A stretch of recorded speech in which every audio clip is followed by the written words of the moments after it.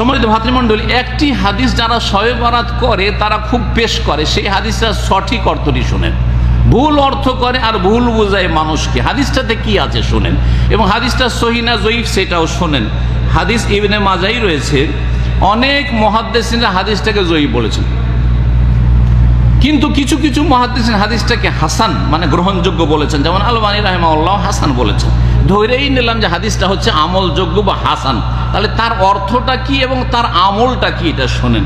আবু মুসা আশআরী রাদিয়াল্লাহু তাআলা আনহু থেকে বর্ণিত, তিনি বলছেন যে রাসূলুল্লাহ সাল্লাল্লাহু আলাইহি ওয়াসাল্লাম ইন্নাল্লাহ লা ইয়াত্তালিউ লাইলাতান নিসফি মিন শাবান, ইন্নাল্লাহ লা ইয়াত্তালিউ ফি লাইলাতিন নিসফি মিন শাবান, শাবান মাসের অর্ধেকে যে রাতটি আছে, মানে 15 শাবানের যে রাত্রিটি আছে, সেই রাতে আল্লাহ পৃথিবীতে দেখেন। আল্লাহ পৃথিবীতে কি করেন? পৃথিবীবাসীর দিকে দেখেন। ফায়াগফিরু লিজামিই খালকিহি, সমস্ত মানুষকে আল্লাহ মাফ করে দেন। ইল্লা লিল মুশরিকিন আও মুশাহিন, তবে দুই শ্রেণীর মানুষকে আল্লাহ মাফ করেন না। এক হচ্ছে মুশরিককে আল্লাহ মাফ করেন না, আর মুশাহিনকে মাফ করেন না। হাদিস বুঝলেন না? বুঝলেন না? আল্লাহ কি করেন? শাবান মাসের 15 তারিখের রাতে জমিনবাসীর দিকে তাকান। জমিনবাসী কারা? আসমানের বাসিন্দা হচ্ছে মালায়েকা ফেরেশতা, আর জমিনের বাসিন্দা হচ্ছে বিশেষ করে মানুষ, কারণ মানুষ হচ্ছে সবচেয়ে শ্রেষ্ঠ। মানুষ আর জিন, কারণ জিনদেরকেও আল্লাহ রাব্বুল ফরজ ইবাদত বন্দেগীর হুকুম দান করেছেন।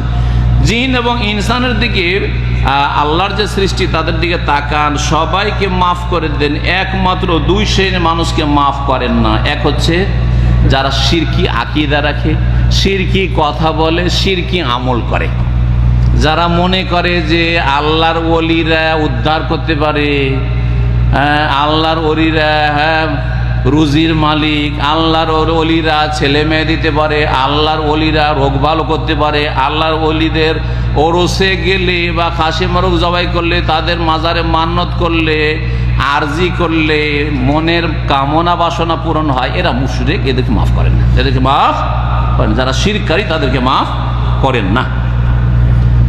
শিরকি আকীদার লোককে মাফ করে। তাহলে এখন আমাদের করণীয় কি? শাবান মাস চলছে কিন্তু হাদিসটা ধরলাম সহিহ, তাহলে কি করতে হবে আমাদেরকে? শাবান মাসে শিরিক মুক্ত হতে, মাশাআল্লাহ, কি করতে হবে? শিরিক মুক্ত হইতে হবে। এখন আপনার যদি মাজারি আকীদা থাকে, মাজারি আকীদাকে আপনি দাফন করে দেন। পীর মুরিদির আকীদা থাকে, দাফন করে দেন, আপনি জানাজা পড়ে নেন। জি হ্যাঁ, তওবা করেন, আপনি তওবা করেন, শিরক থেকে তওবা করেন, বড় শিরক থেকে তওবা করেন। ছোট শিরক তাবিজ যদি থাকে, কোনো ভাইয়ের অথবা আপনার স্ত্রী ছেলে মেয়েদের তাবিজ থাকে, খুলে ফেলেন। জি, তামিমা হচ্ছে তাবিজ, শিরকের বিষয়। আত্মামায়ম শিরকুন। জি, মালা আছে, সুতাকা বাঁধা আছে বিপদ আপদ থেকে রক্ষার জন্য, তাহলে শিরক, খুলে ফেলেন। জি হ্যাঁ, এইরকমই যে কোনো শিরক আছে। অনেকে অজ্ঞতার কারণে আল্লাহ ছাড়া অন্যের কসম করেন, বাপের কসম, মায়ের কসম, দানা ছিঁড়ে বলছি, চোখে হাত দিয়ে বলছি, এগুলো গায়রুল্লাহর কসম, শিরক। এগুলো থেকে তওবা করেন, তাহলে আল্লাহ কি করবেন? এই শাবান মাসে মাফ করে দেবেন। বুঝলেন না? বুঝলেন না? শিরিক মুক্ত হন, তাহলে আল্লাহ মাফ করে দেবেন না। আর কোন আমলের কথা বললেন?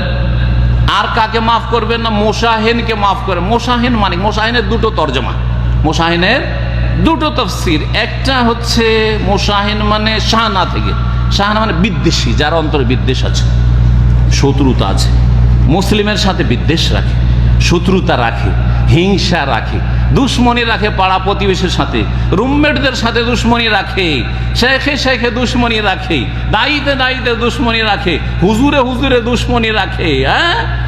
জি, যার অন্তরে দুশ্মনী আছে, জনগণ শাসকের বিরুদ্ধে দুশ্মনী রাখে, শাসক জনগণের বিরুদ্ধে দুশ্মনী রাখে। যদি অন্তরে কারো বিরুদ্ধে দুশ্মনী থাকে, স্বামী স্ত্রীর সাথে বিদ্বেষ রাখে, ভাই ভাইয়ের সাথে দুশ্মনী রাখে, জি, ভাই বোনে দুশ্মনী রাখে, কারোর সাথে যদি মনোমালিন্য হয়ে থাকে, হইতে পারে, ভুল বুঝাবুঝি হইতে পারে, অন্তরকে সাফ করে নেন, মাফ করে দেন, মাফ নিয়ে নেন। যদি সে ভুল করে থাকে, আপনি তাকে মাফ করে দেন, এটা হচ্ছে আপনার উদারতা। আর আপনি যদি ভুল করে থাকেন, তার কাছে মাফ নিয়ে নেন। সে যদি জুলম করে, কথাবার্তা বন্ধ করিয়েন না, সালাম বন্ধ করে, অথচ দেখা সাক্ষাৎ হচ্ছে, কি করতে হবে? সালাম দিয়ে দেবেন। সালাম কম পক্ষে দেখা হইলে সালাম আলাইকুম খায়রুহুম আল্লাযী ইয়াবদাউ বিস সালাম, যে আগে সালাম দিতে পারলো সে ফার্স্ট হয়ে গেল, সে হয়ে গেল সবচেয়ে ভালো। সমাজে মাধ্যমে দিল সাফ করে নেন, অন্তরে বিদ্বেষ আর শত্রুতা রাখিয়েন না, তাহলে আল্লাহ মাফ করবেন। তাহলে একটা তাফসীর পেয়ে গেলাম। দ্বিতীয় তাফসীর অনেক সালাফ তাবেঈনরা করেছেন যে এর মানে হচ্ছে মুবতাদে বেদাতি, মুশাহিন মানে মুবতাদে। তাহলে মুশরিককে আল্লাহ মাফ করবেন না আর বেদাতিকে মাফ করবেন না। একটা লোক শিরিক করে না কিন্তু বেদাত করে, নামাজ দিয়ে নামাজ শুরু করে, যাই নামাজের দোয়া দিয়ে নামাজ শুরু করে, ইক্তাদায় তো বেহাজাল দিয়ে নামাজ শুরু করে, নামাজের পরে সম্মিলিত মোনাজাত করে, শবে বরাতের বেদাতগুলি করে, হালুয়া রুটি করে, আর দলে দলে গিয়ে কবর জিয়ারত করে বেড়ায়। হ্যাঁ, আর এই রাতটাকে শবে বরাত বলে, সব বেদাতি কথা, সব হচ্ছে বেদাতি কথা। সুতরাং বেদাতিকে আল্লাহ মাফ করবেন না। ঈদে মিলাদুন নবী করে, জি হ্যাঁ, বেদাতিকে আল্লাহ মাফ করবেন না। পীরের মুরিদ হয়েছে বা মুরিদ হয় বিশ্বাসী, পীর মুরিদ বানায় বেদাতি পীর। হ্যাঁ, পীর আবার সুন্নতি হয় নাকি? পীর কোনোদিন সুন্নতি হয় না, ভালো করে শোনাবেন। পীর কোনোদিন সুন্নতি হয় না, হক্কানি হয় না। পীর মানি তো বেদাতি তরিকায়, তাহলে আবার বেদাতের মধ্যে কিছু হক্কানি আছে, হক্কানি বেদাত, হ্যাঁ, আর কিছু হচ্ছে ভণ্ড বেদাতি নাকি? না না না না, এসব নাই। সুতরাং এইসব পীর মুরিদি মুক্ত হইতে হবে, সুফিবাদ মুক্ত হইতে হবে, বেদাতি জিকির মুক্ত হইতে হবে, বেদাতি দরুদ পড়ার তরিকায় মুক্ত হইতে হবে। জি, আল্লাহ যেন বুঝার তৌফিক দান করেন এবং আমাদেরকে শিরক বিদআত থেকে মুক্ত হওয়ার তৌফিক দান করেন। এখন হাদিস থেকে যে খোলাসা, এই 15 শাবানের রাতে আল্লাহ দুনিয়াবাসীর দিকে তাকান, সবাইকে মাফ করে দেন। আল্লাহ যেন আমাদেরকে মাফ করে দেন। আল্লাহ যেন আমাদেরকে মাফ করে। মাফ পাওয়ার জন্য কয়টা আমল? শিরক মুক্ত হওয়া, তৌহিদ কায়েম করা, আর বেদাত মুক্ত হওয়া, আর অন্তরকে বিদ্বেষ মুক্ত করা, অন্তরকে হিংসা বিদ্বেষ শত্রুতা মুক্ত করা। এই কাজগুলি করলে আল্লাহ এই রাতে এমনিতে মাফ করে দেবেন। আর কিছু বলা হলো নাকি? এই রাতে সারা রাত নফল পড়বে তাহলে আল্লাহ মাফ করবেন, এই রাতে খুব জিকির আজকার করবে তাহলে আল্লাহ মাফ করবেন, এই রাতে তোমরা খুব কোরআন তেলাওয়াত করে কান্নাকাটি করবে তাহলে মাফ করে, বলেছে নাকি? হ্যাঁ, এই রাত জেগে থাকবে ঘুমাইবে না তাহলে আল্লাহ মাফ করবেন, বলেছেন নাকি? তাহলে এই কাজগুলি যে করছেন সুন্নাত না বেদাত? বেদাত। এসব করতে হবে না। শিরক মুক্ত হয়ে যান, বেদাত মুক্ত হয়ে যান, হিংসা বিদ্বেষ শত্রুতা মুক্ত হয়ে যান, অন্তরটাকে সাফ করেন, আল্লাহ সব মাফ করে দেবেন। শেষখানে এই শাবান মাসে যে বেদাতি আকীদাগুলি আছে সেগুলি সম্পর্কে মোটামুটি ইশারা হয়ে গেছে, বলে দিই আপনাদের সামনে। এই রাতটিকে শবে বরাত বলা, নামটাই বেদাত। 1 নম্বর বেদাত শোনেন, শাবানের প্রথম বেদাত হচ্ছে এই রাতটাকে কি বলা? শবে বরাত। এটা বলাইটাই হচ্ছে বেদাত। কারণ কোরআনে আছে ইন্না আনজাল ফি লাইলাতুল কদর, কদরের রাত। লাইলাতুন মানে সব, কিন্তু হ্যাঁ ফার্সি সব, সব মানে রাত। লাইলাতুল কদর মানে শবে কদর। তো লাইলাতুল বারাত কোথায় আছে? শবে বরাত কথাটা কোন কোরআনে আছে? কোন একটা হাদিস আছে? জয়ীফ হাদিস আছে? কোন হাদিসে নেই। ভালো করে শোনাবে, কোন হাদিসে শবে বরাত নামটি নেই। যখন নেই কোরআন হাদিসে আর নাম দিলেন এই 15 শাবানের রাতটির নাম শবে বরাত, তাহলে নামটা বেদাতি নাম হইল না? বেদাতি নাম হইল না? হইল না? জি। কবরের নাম কবর, মাজার বলা বেদাত নয়? কবরের নাম কবর, এটা হচ্ছে ইসলামের ভাষা। কিন্তু কবরের নাম মাজার শরীফ, এটা বেদাত নয়? কথা ঠিক কি না? আমরা আপনারা আবার ওই যেখানে করে মাজার টাজার থাকে ওই লোকে শরীফ টরিফ বলেন, বলেন আমরা আজমির শরীফ, বাগদাদ শরীফ, এগুলো বলে অভ্যাস, মদিনা শরীফ, শরীফ বলে অভ্যাস আছে। এখন আমি যদি আজকে থেকে বলা শুরু করি আপনাদের এই শহরটাকে আল ওয়ুন শরীফ, হ্যাঁ, আল হাসা শরীফ, দাম্মাম শরীফ, তো কি বলবেন? আমি সব কথাতে আল ওয়ুন শরীফ, দাম্মাম শরীফে থাকি। আমি কোথায় থাকি? আমি দাম্মাম শরীফে থাকি। সুন্নাত না বেদাত? বেদাতি কথা, বেদাতি কথা। আরে কোত্থেকে শরীফ হইল? হ্যাঁ, কোরআন শরীফের বিষয়টি অন্যরকম, ওইটা সব ঢুকায় না, এইটা বুঝে নেন। কথা বোঝা গেছে? হ্যাঁ, শরীফ মানে সম্মানিত, সেটা আলাদা কথা। কিন্তু আল্লাহর জমিন সবগুলি বরাবর, মক্কা মদিনা আর বাইতুল মুকাদ্দাস ছাড়াই 3টি জমিন ছাড়া আল্লাহর সব জমিন সমান। কোনো জায়গায় কবর থাকলে শরীফ হয়ে যায় না, কোনো জায়গায় কবর থাকলে শরীফ হয়ে যায় না। ভালো করে শুনুন। তো যেই কথাটি বলছিলাম যে এই রাতটার নাম শবে বরাত বলাটাই হচ্ছে বেদাত। আজকে থেকে 15 শাবানকে শবে বরাত বলবেন না? বলবেন না? বলবেন না? বলবেন না? খবরদার বলবেন না। কি বলবেন? নিসফে শাবান। আরবরা কি বলে? নিসফে শাবান মানে শাবানের অর্ধেক, শাবানের অর্ধেক নিসফে শাবান এসছে। তারপরে দ্বিতীয় যে বিষয়টি সেটা হচ্ছে যে এই রাতটি হচ্ছে ভাগ্য রজনী, ভাগ্য বন্টন করা হয়, রিজিক বন্টন করা হয়। এটা আর এক বেদাত। দ্বিতীয় বেদাত হলো এটাকে ভাগ্য রজনী বলা। ভাগ্য রজনী কোনটা জানেন? লাইলাতুল মুবারাকা, যেটা লাইলাতুল কাদর, যেটা সবে কাদার রমজান মাসে, সেটাই হচ্ছে ভাগ্য রজনী। সূরা দোকান আল্লাহ বলেন যেই রাতে কোরআন নাজিল হয়েছে। কোরআন কোন রাতে নাজিল হয়েছে? কোরআন রমজানে না শাবানে? রমজানে নাজিল হয়েছে, তাই না? তাহলে রমজানে যখন কোরআন নাজিল হইল, আর আল্লাহ বলছে ইন্না আনজালনাহু ফি লাইলাতিন মুবারাকা ইন্না কুন্না মুনজিরিন ফিহা ইউফরাকু কুল্লু আমরিন হাকিম। প্রত্যেকটি হিকমতের কাজের যেই রাতে কোরআন নাজিল হয়েছে ওই রাতেই ফয়সালা করা হয়। তাহলে ভাগ্য রজনী, তকদিরের ভাগ বন্টনে 1 বছরের জন্য যেটা হয় সেটা কখন হয়?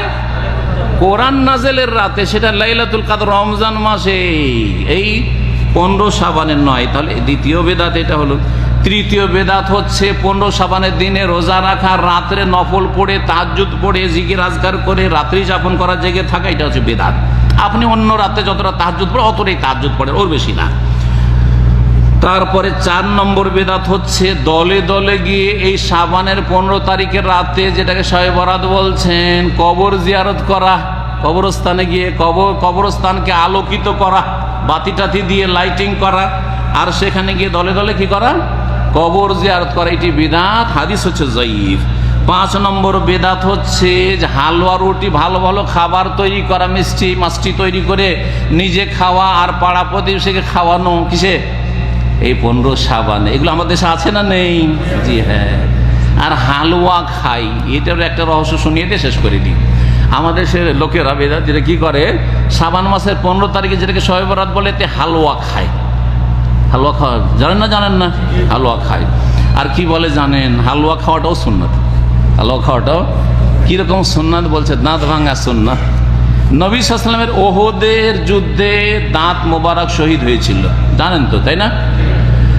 তো যখন নবী সাল্লাল্লাহু আলাইহি ওয়াসাল্লামের দাঁত ভেঙে গিয়েছিল, কিছুই খেতে পারছিলেন না, তো কয়েকদিন নাকি কি খেয়েছিলেন?